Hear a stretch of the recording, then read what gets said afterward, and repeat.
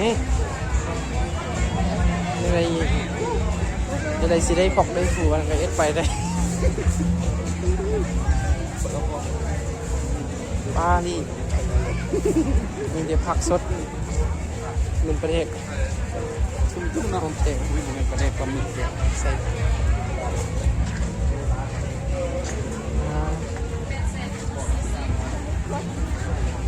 มีคอดพาเที่ยวจำ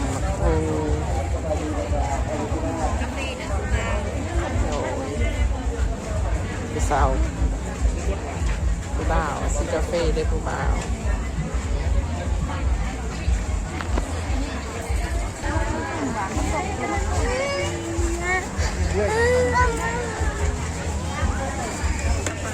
ร้านเด็กมีสตอรี่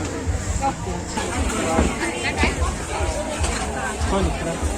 กำลังมันหัวจะเป็นจังไรตอนนี้สองเอาหายใจส่วนทางนี้ไอ้เขียนบนลายทางกินโอ้ลายเลย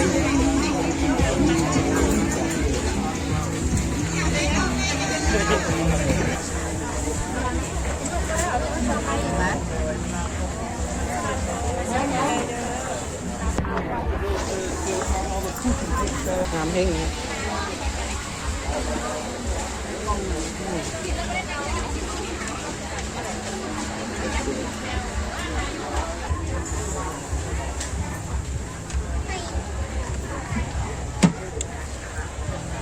ถ่ายลูกกระตาเลยไหม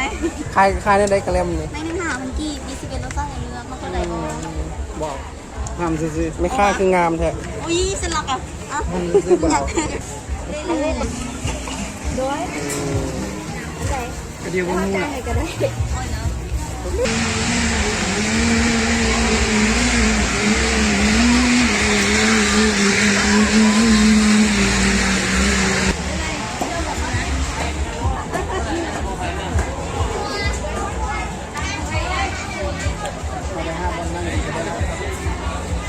ห่างกันเลยก็บวงตก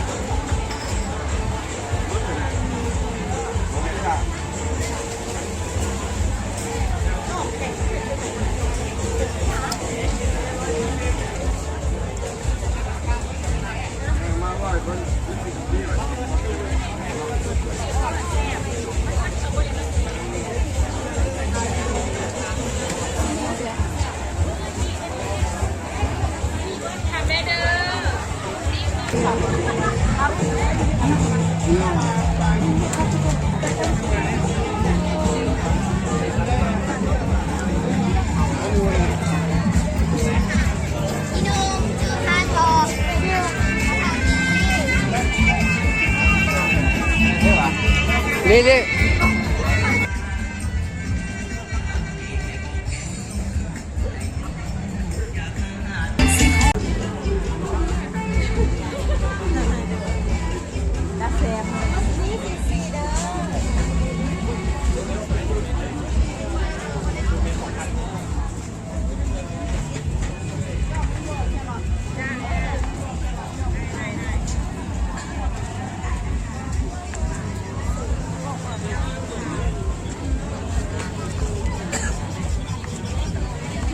ลีไม่ทำมาทางพิษว่ะลีไม่ทำมาทางพิษว่ะมันไปทางนู้นอ่ะอันนี้ทางกลับว่ะ